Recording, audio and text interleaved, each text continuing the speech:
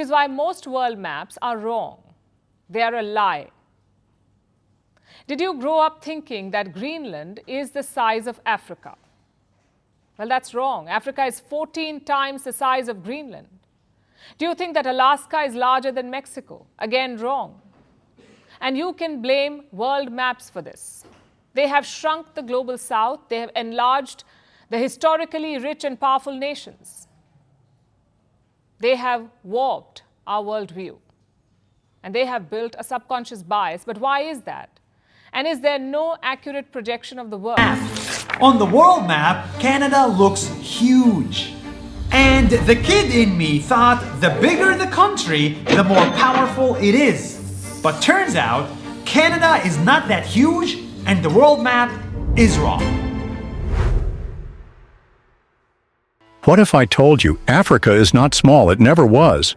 But the maps you've grown up with, the ones hanging in classrooms, plastered on Google, and taught across the globe, have lied to you all along.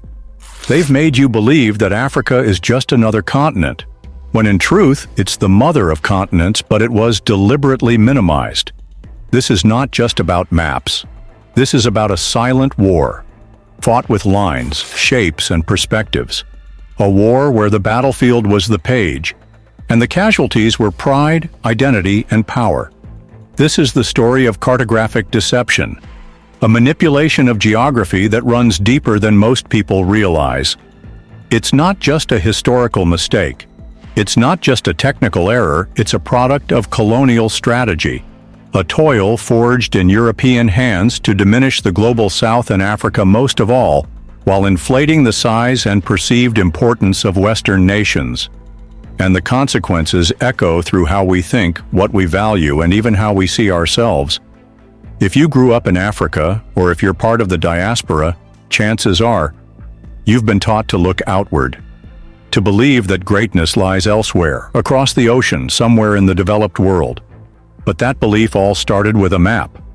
Maps are not just tools for navigation. They shape our worldview. They influence politics, education, economics, even where aid goes and who gets it. And for centuries, the maps we trusted were crafted to tell a lie, that the West is large, powerful, and central, and Africa, small, marginal, and peripheral. But if a lie is repeated often enough, it becomes the truth in people's minds. The most widely used map in the world is the Mercator projection, which was created in 1569 by a European cartographer named Gerardus Mercator.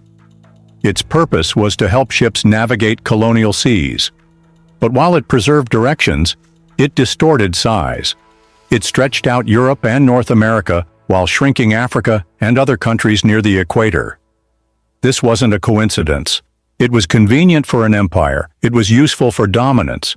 It made white power look big and black continents look small. Today, over 450 years later, that same map is still in our schools, still in our textbooks, still burned into our minds. And every time we look at it, Africa is made to seem tiny, insignificant, and forgettable. But here's the truth. Africa is huge. Africa is powerful. And Africa is central to the story of the world. Let's start with a simple question. When you think of the world map, what image pops into your head? Most people imagine a rectangular map. Europe up top and in the center. Africa beneath it. The Americas on the left. Asia and Australia are way over on the right. You know the one. It's everywhere. In classrooms, in textbooks, on Google Maps, Apple Maps, and even hanging in government buildings. That map is called the Mercator projection. And for nearly 500 years, it has dominated how we see the world. But here's what they don't teach you. That map is a lie. It's not perfectly accurate. It was never meant to be a neutral view of the world. It was designed for navigation for European colonial ships. The seas were dangerous. Navigating the globe was no easy feat. So, Mercator designed a map that kept angles and directions accurate, great for sailors, but at a heavy cost. It completely distorted the true size of continents. The farther away you were from the equator, the larger you appeared on the map. The closer you were to the equator, mostly Africa, the smaller you looked. So Europe and America got stretched. And with that distortion, the psychological groundwork for white supremacy was laid.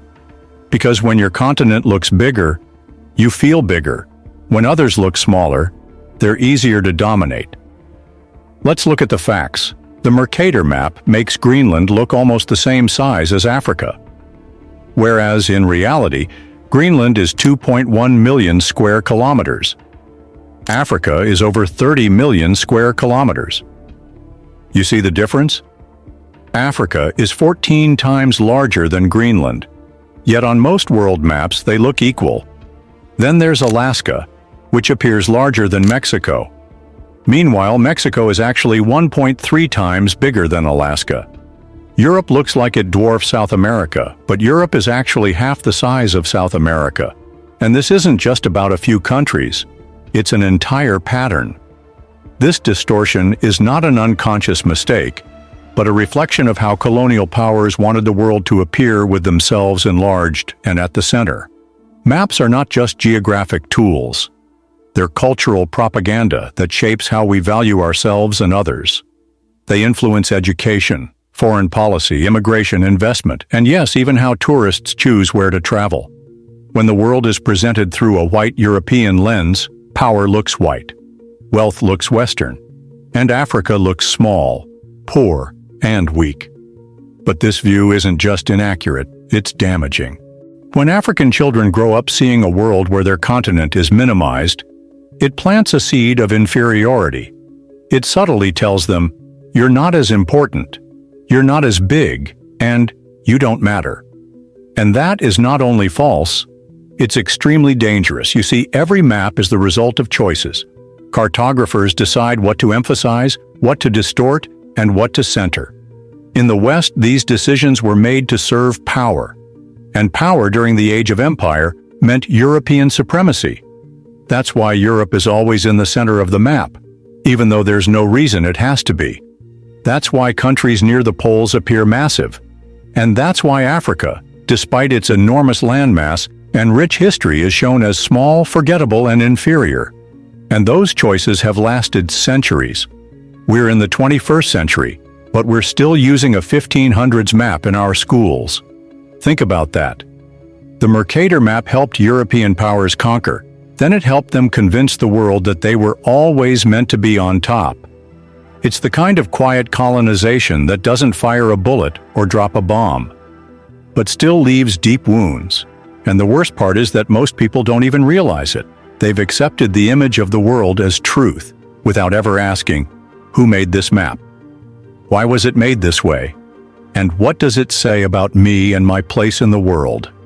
Those are the questions we must begin asking, because until we challenge the map, we'll keep letting it define who we are.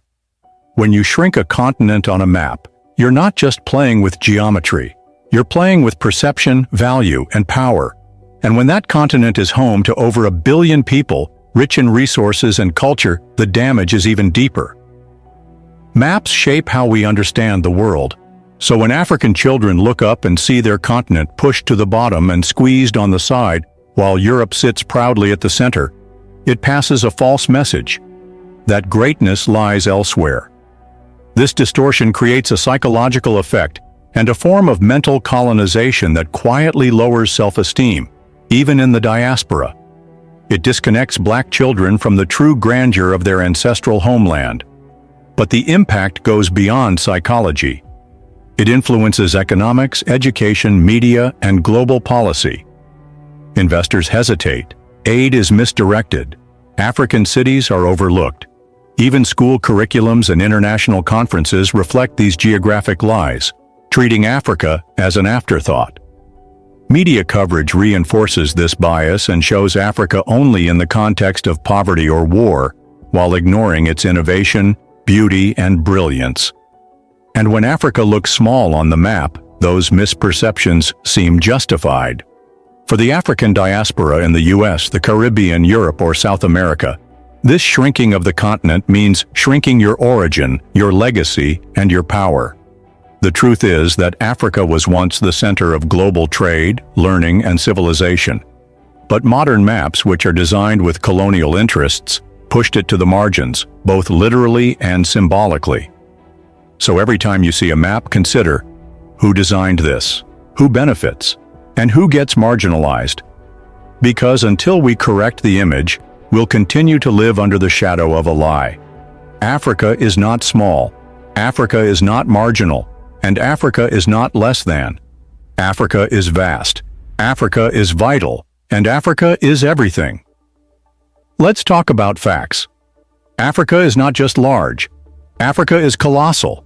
So massive, in fact, that almost the entire Western world fits comfortably within its borders.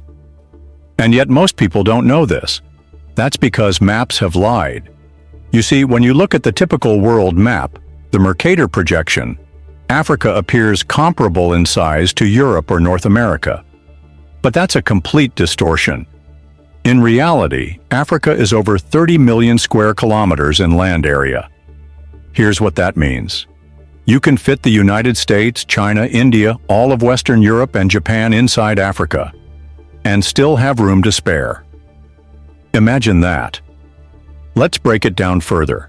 The Democratic Republic of the Congo is one African country, yet it's so vast that it stretches from the southern tip of Greece to the top of Denmark when overlaid on Europe. In the US, it would span from Miami through Texas and deep into Canada. Somalia, often seen as just a sliver on the map, would cover the entire east coast of the US, from Detroit to Florida. Kenya is nearly the size of Texas. Madagascar, often mistaken for a tiny island, is the fourth largest island in the world, spanning an area comparable to the distance between New York and Columbus, Ohio. Africa isn't just vast in land, it's vast in diversity, in resources, and in strength. This size means something. It means wealth and natural resources. It means cultural variety. It means strategic power. But if the world doesn't see Africa's true size, it doesn't see its true potential. So we must stop seeing Africa through colonial lenses. We must stop letting distorted maps define our identity. Africa is not a footnote on the edge of a page. It's the main chapter in the story of this planet. Africa isn't just big. Africa is the giant the world keeps ignoring, but not anymore. By now you should have learned that maps were never neutral.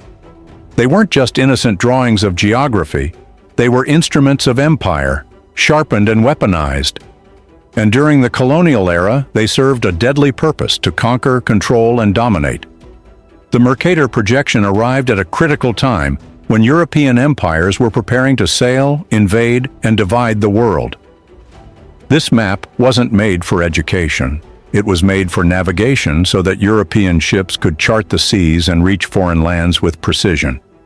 But along the way, it became something far more dangerous. The map justified supremacy. It gave the illusion of a bigger, stronger, and more powerful Europe.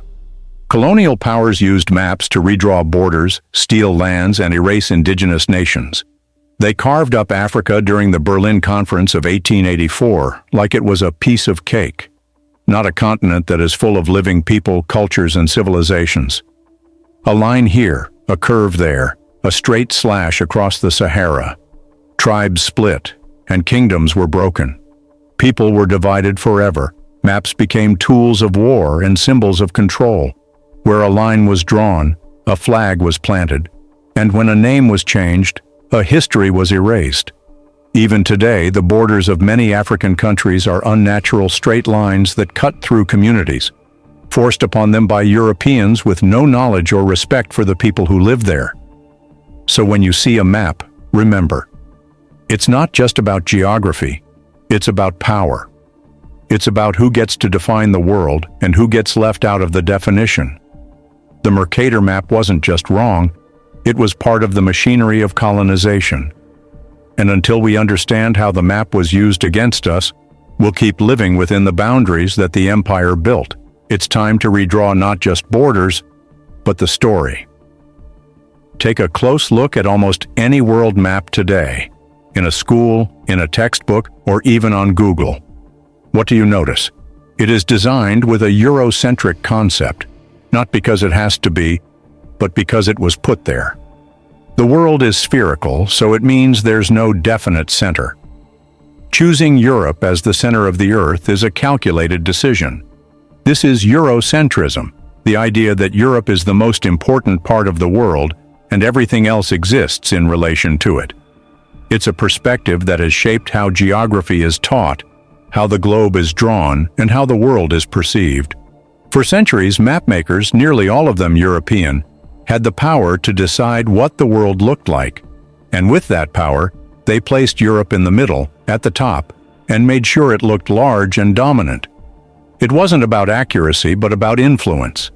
Africa, South America, and Asia, even though possessed much larger landmass, were pushed to the sides, to the bottom, or simply downsized.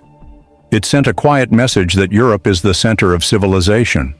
The rest of the world is just a supporting cast. These maps distort more than size. They distort value. They shape how nations are viewed and how they view themselves. They influence decisions about trade, migration, aid, and diplomacy. They even determine which countries are considered developed or underdeveloped. They reflected a worldview where white nations led, and the rest followed. That's why when you center a different continent like Africa on a map, the entire world looks different. The balance shifts. Suddenly, Europe feels like a small peninsula off the edge of a vast Afro-Asian landmass. Because that's exactly what it is. So the question is, why are we still using maps that were built on colonial perspectives? It's time to stop letting Europe define our world. Time to center our own stories, our own lands, and our own truth. Because when you change the map, you change the mindset. For too long, the world has relied on the Mercator projection that inflates white power and shrinks black truth. But there are alternatives. Maps that finally begin to tell the real story. One of the most powerful is the Gall-Peters projection. Unlike Mercator, it doesn't significantly distort size. It presents countries in their true proportions. On the Gall-Peters map, Africa stretches tall and wide, commanding the space it deserves, though not exactly perfect but more accurate than the Mercator projection. South America regains its true bulk.